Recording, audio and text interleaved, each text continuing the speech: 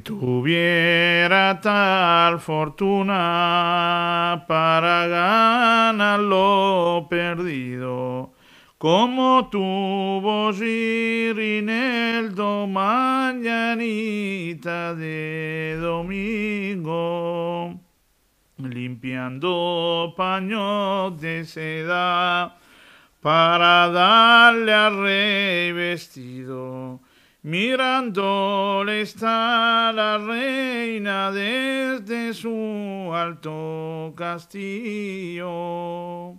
Girineldo, Girineldo, mi caballero florido, ¿quién te me diera esta noche 3 horas a mi servicio? Como soy vuestro criado, señora, burláis conmigo. No me burlo, Girineldo, que de veras te lo digo. ¿A qué hora vendré, señora? ¿A qué hora daré al castillo?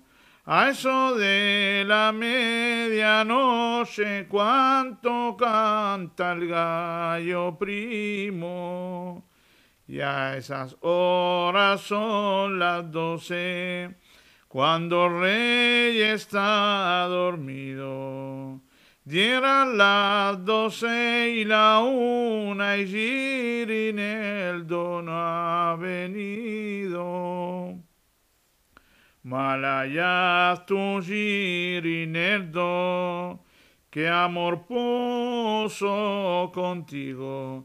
Medianoche ya es pasada y tú no habías venido. Ella en estas palabras, Girineldo dio al castillo. Girineldo, Girineldo, ¿quién era ese atrevido? Cada 2 horas de la noche viene a batir al castillo. Girineldo, soy señora que vengo a lo prometido. Puso la escalera de oro, por ella subió al castillo. Entre besos y abrazos los dos quedaron dormidos. Ellos en el dulce sueño, el buen rey que ha consentido, encontró a los dos durmiendo como mujer y marido.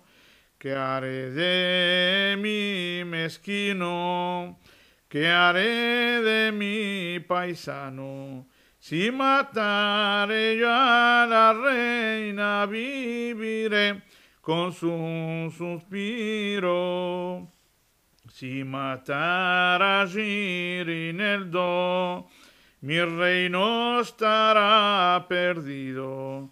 Más vale que yo me calle y no le diga nada a ninguno, como la mujer que tapa las faltas de su marido.